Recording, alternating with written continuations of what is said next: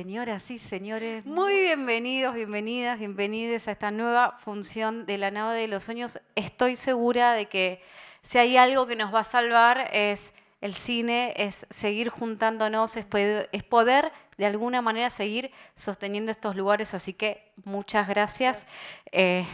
Como sea, contra viento y marea, con lluvia, con sol, como sea. Bueno, vamos a estar acá.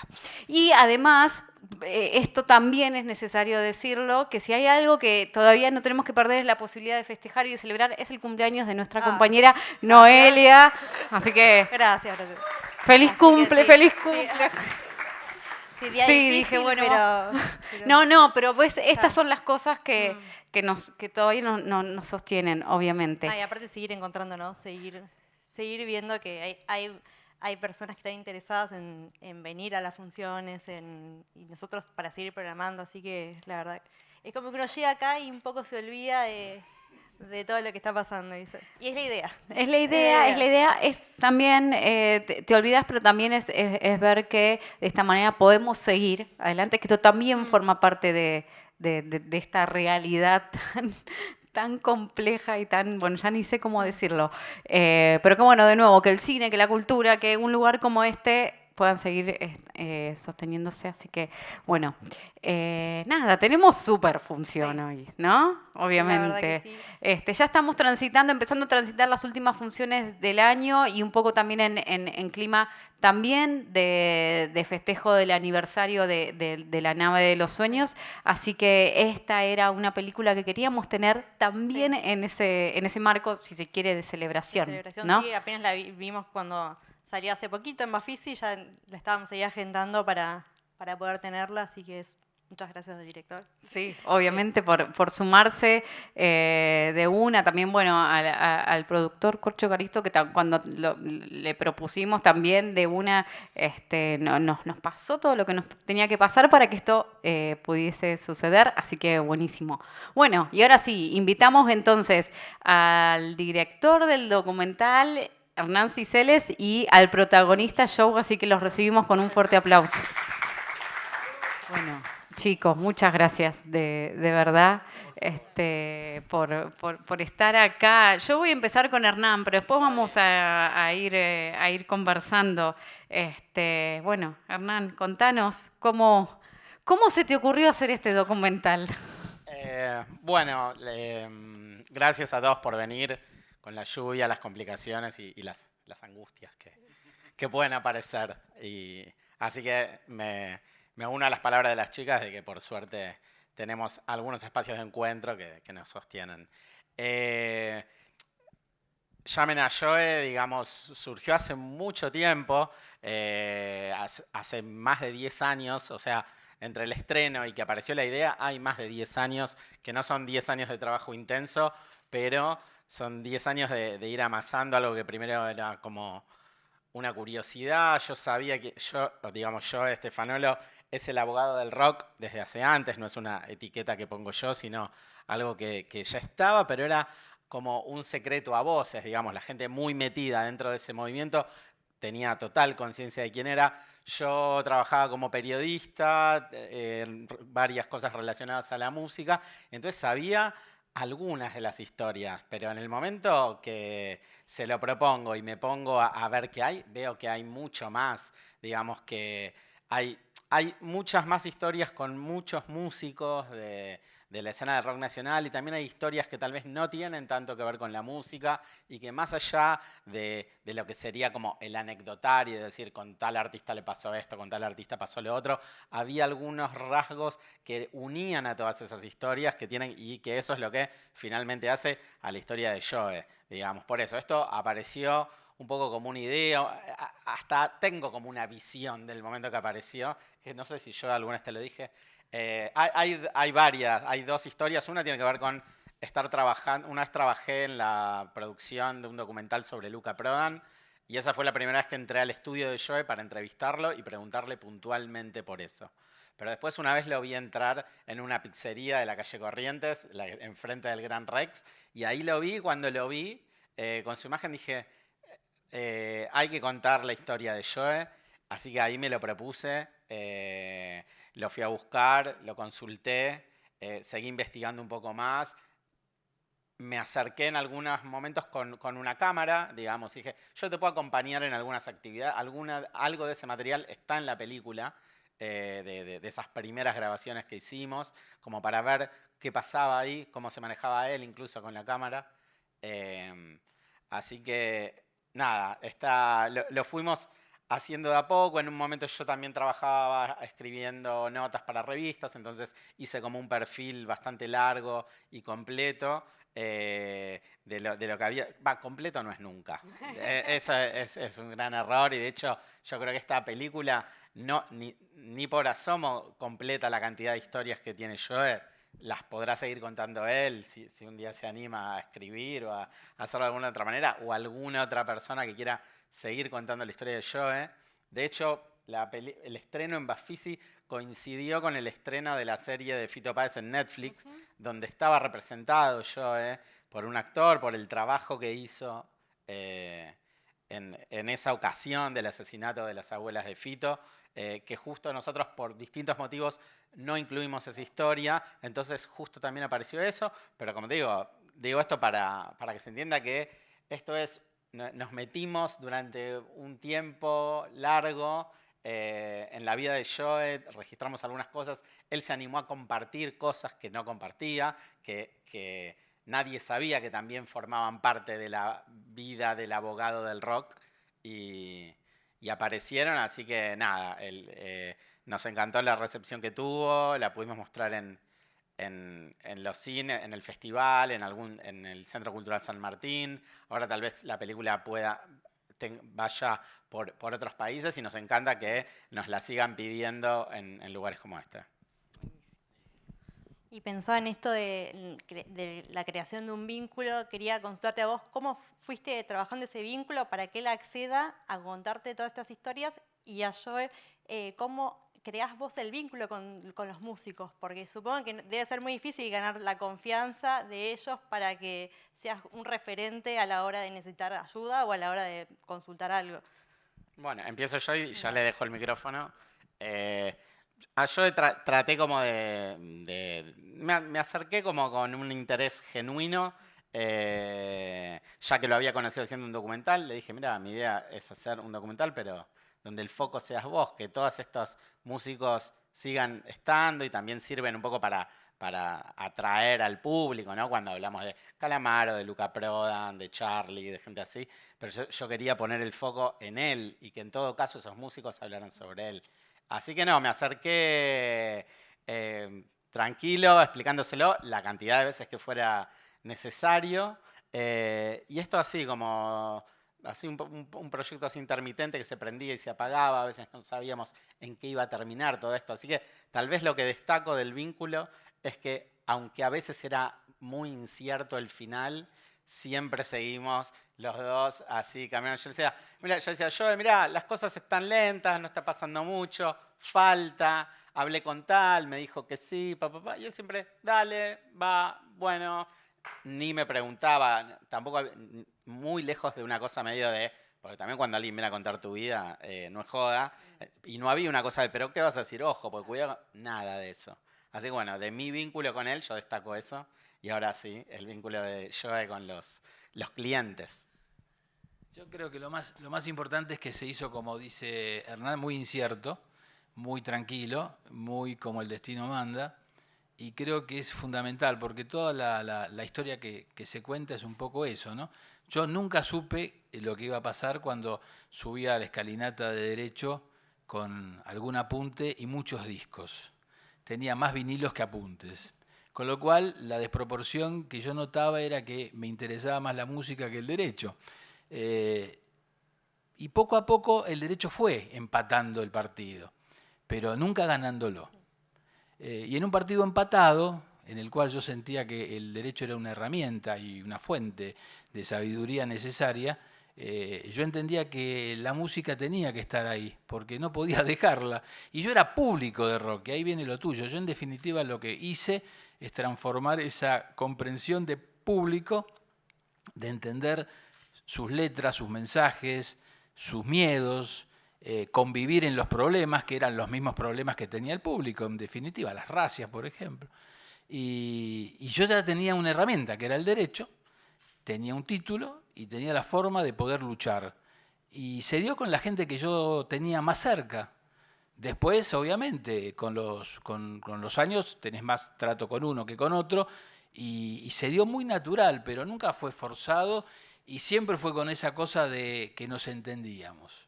Yo entendía los tiempos, entendía, por ejemplo, una pavada que te cuento, cuando tenía alguna audiencia en algún horario muy temprano, nunca trataba de cumplir ese horario, sino convencer a los jueces de que me den un horario más tarde, porque era muy difícil a las 8 de la mañana. Tratemos de que sea a las 12. Tribunales tenía un horario hasta la 1:30. Entonces yo, del horario de tribunales vamos al final, no al principio.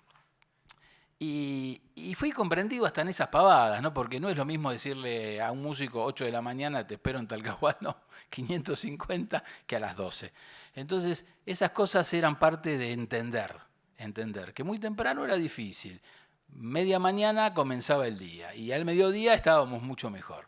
Entonces, esas pequeñas cosas te permitían entender, incluso cuando hacíamos algún viaje para declarar en algún lado, que me ha tocado, y sin ser preciso para no dar infidencias, era como que había que hacer como con los jugadores. Un día antes prepararte, hagamos la previa, hagamos esa cosa de la concentración para el otro día. Cosas como esas, porque era importante, no descuidar la sensibilidad de aquel que se veía acosado por una causa en tribunales, por ejemplo. Y eso fue fundamental, y en la película se va a ver y se vio esa misma historia, y es la misma historia con Hernán, porque con Hernán el planteo fue ese, hagámoslo, pero tranquilo. Yo estaba súper convencido de que lo que él iba a hacer iba a ser algo notable en cuanto al trabajo, porque veía cómo lo hacía. Hernán tiene un gran talento. Y eso se iba a ver. Yo no tenía que opinar, porque yo no tenía el talento para opinar. Yo tenía historias para contar y punto. Y tampoco opiné sobre los que quedaban afuera, que quedaron muchas afuera. Algunas a mí me parecían que eran muy buenas en cuanto a mi valor, en cuanto a ese cariño en esas historias, pero no formaban parte por ahí del total de la película. Entonces había cosas que iban a quedar afuera en bien de la película. Y eso lo decidía Hernán con un criterio artístico. Entonces ese respeto tiene que estar en todas las áreas de tu vida, en definitiva. Yo no puedo opinar de algo que no sé, y sí puedo ser más terminante en lo que sí sé. Pero en lo que no sé trato siempre de escuchar al que sabe. Y estoy, bueno, me parece que sí, muy contento. Y una cosa que siempre digo a Hernán es que de todas las historias que van a ver, veo que la gente elige una, o elige dos, o no elige ninguna, pero siempre hay algo que la gente se lleva. Una cosa que, por ejemplo, Hernán dice, y a mí me pareció tal vez lo más difícil del documental, es que lea un poema. Leer un poema para mí, si bien lo hice en algunos encuentros de poetas y participo en libros de poesía colectiva, nunca edité un libro propio y me da mucho pudor el hablar de la poesía propia. Por respeto a los grandes poetas con los cuales, al comparar lo que leo con lo que escribo, me siento realmente como, y con lógica, muy lejos de eso. Entonces es como que mi autocrítica es muy tremenda. Y nunca lo superé, eso es algo que nunca lo superé. Sí en grupos, porque el apoyo de la cooperativa, en estos tiempos viene bien hablar de eso, ¿no? El apoyo de aquello que se trabaja con espíritu de equipo te permite tus falencias compartirlas también y tus pequeños logros acrecentarlos, porque el grupo te levanta. Entonces, en esas cuestiones colectivas sí he participado. Y van a ver alguna cosa como que participé en uno con Spinetta, por ejemplo, con lo cual el sueño mío de poeta también se vio coronado al estar en un libro al lado del Flaco. Y hablando de eso, ¿cómo fue hacer esa selección? De ver tantas historias, ¿cómo hacer ese recorte? No, hay distintas cosas, distintos elementos para decirse por una historia u otra. Muchas tienen que ver con qué cuentan esas historias de Joe. También muchas tienen que ver con el material de archivo que teníamos o no. Digamos, a veces siento que no vamos a aportar mucho. Para seguir hablando, si quieren, del caso de Fito, era como una historia como muy dolorosa. Privilegiamos las historias que tenían algo que tenían algo que ver con la lucha y la militancia que lleva adelante Joe, que tiene que ver con las libertades individuales o que tienen que ver con las condiciones en que se tiene a la gente que está presa, digamos, todo lo que tenía que ver con algo de eso. Lo de Fito tal vez era una cuestión como muy dolorosa de un asesino que estaba loco y que tenía muchos quilombos, digamos, y también me parecía que no sé si tenía sentido tratar, no sé si hubiera aceptado Fito, pero tampoco yo no quería ni siquiera ir a buscarlo para que cuente esto. También porque Fito ya venía contando su historia desde sus libros, una serie, digamos, él es alguien que lo hace. Me parecía mejor encontrar otro tipo de personajes que algunos, y este es otro motivo por el cual algunas historias quedan, por ejemplo el caso de Geniol, que es un personaje un poco más conocido para algunos, desconocido para otros, y siempre que lo vemos nos llevamos algo nuevo de él, lo estamos descubriendo, digamos. Ahí en el momento que la película se mete con Geniol, es un poco como un pequeño documental adentro del documental, digamos que en varias de las historias de esa sensación, y con todas también me queda la cosa de todo el gran material que hicimos que no está en esta película, que bueno, ya veremos que nada, o sea, es abrir la ventana a personajes como es Geniol, como es Pipo Chipolati, como es Andy Chango, digamos, todos personajes bastante hilarantes, pero que también nos dan una mirada como muy afectuosa y de admiración hacia Joe. Así que un poco todos esos elementos me llevaban a elegir una historia por sobre otra, pero igual también hay que, cuando la vean van a ver que también es una sola historia. Digamos, la película es como una historia de historias, pero Joe logra unirlas a todas. Y también esa conexión con los otros, con quienes van apareciendo, cómo se fue dando, fue a partir de las anécdotas y de los casos que vos le contabas, digamos, qué pasó cuando vos de repente ibas a buscar a alguno de los entrevistados que aparece y decís, che, estoy haciendo esto. ¿Cuál era la respuesta que te daban? Y mira, yo trabajo como periodista, con lo cual en más de una ocasión tengo que ir a buscar a los músicos y más o menos sé qué respuestas me puedo llevar, en general a veces negativas, positivas, le gusta hablar de algunas cosas, de otras no. Y Joe, al mencionar a Joe, las puertas siempre se abrían, digamos, era como, tenía un comodín, digamos, y algunos músicos tuvimos un acceso que es muy difícil tener y lo tuvimos por Joe, digamos, por lo que ellos sienten por él. Así, es así.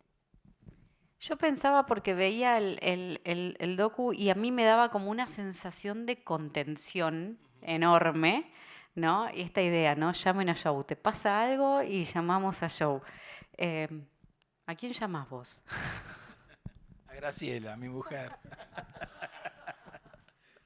Seguro, sí, sin duda.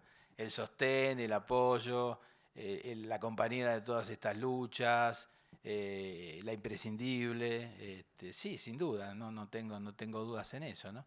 Después hay otras personas, pero sí, mi cable a tierra, mi apoyo y toda esta lucha que se ve y que sigue, está ella en el punto en el cual la paridad es lo mínimo y ella está arriba de esto. Qué bueno, qué bueno. Y pensando a veces es medio difícil hablar de uno mismo, pero ¿qué le ofreces vos? Porque hablando esto del tema de la contención y eso, de que no es solamente una ayuda profesional, sino ¿qué crees que vos le ofreces a ellos como para generar estos espacios de contención? Yo creo fundamentalmente es lo que hablamos, que hablamos el mismo idioma. En definitiva, creo que el derecho es un idioma específico, que tiene sus códigos y sus sinónimos, y a veces el derecho romano que nos pone palabras antiguas en la boca, pero traducido a lo que necesitan las personas que están con un problema, siempre vos tenés que saber que lo importante es que te entiendan, y tenés que hablar en un lenguaje que ese lenguaje sea el que la persona te va a entender. Y eso es lo que yo veía, ¿no? Y lo que veo. Hay una cosa de hablar el mismo idioma que nace, como te decía antes, de que yo era público y músico frustrado, con lo cual, desde luego, eso es un plus que tenía, ¿no? Sin duda, es un plus que tenía. Y siempre digo eso, y lo dije en la facultad, en mi facultad, en la de Derecho, que siempre tengo, y ese día lo tuve cuando fuimos con Hernán, la imagen de esa escalinata con mis vinilos abajo del brazo. Esa es una imagen que me acompaña siempre y cada vez que me tocó volver ahora por el derecho canábico y demás a fin del año pasado y después este año por la peli, no puedo, esa imagen la tengo siempre. Quiere decir que mi imagen con el derecho era esa, ¿no? Y previa al derecho era el vinilo sin el derecho, con lo cual mi primer disco comprado y demás por mí debe de ser los 5 años, con lo cual yo siempre fui de comprar y consumir y pedir y tener discos. Y de ir a recitales. Entonces era como que la música y el fútbol, obviamente, el River, formaban parte de esa historia, ¿no? Es decir, River, en lo que fue seguir a mi equipo también desde muy chico, y los recitales eran obviamente la base de una historia, después la poesía y la música. El derecho vino muchísimo después como una cuestión de una herramienta. Y yo siempre aclaro que mi vocación no era ser abogado, por eso también trato de, cuando me toca hablar con chicos que estudian o padres que me preguntan, no acosen a los chicos con vocaciones, no impongan. La historia fluye, viene, va, cambia, se transfiere, se adquiere, se pierde. Uno tiene que ser libre en cuanto a las decisiones, ¿no? Esas formaciones estrictas de que tu hijo va a ser músico, por ejemplo, ¿no? Lo veo en algunos músicos. Te ven que toca, va a ser el chico no quiere ser músico. Vos te das cuenta que el pibe no quiere ser músico. O abogado, esos tengo muchos, mi hijo va a ser, el pibe no quiere ser abogado. Entonces, claro, te das cuenta. O futbolista, y no quiere ser futbolista. Quiere decir que hay cosas que vos no querés ser. Y es importante eso. Tener claro lo que no se quiere ser es muy bueno, es un buen camino. No sé lo que quiero, pero lo quiero ya, decía Luca. ¿Y qué les pasó, bueno, a los dos cuando dijeron, bueno, acá está, esta es la película, la terminamos? Si tuviste esa sensación de que la habías terminado, por empezar, y después, ¿qué te pasó a vos cuando la viste?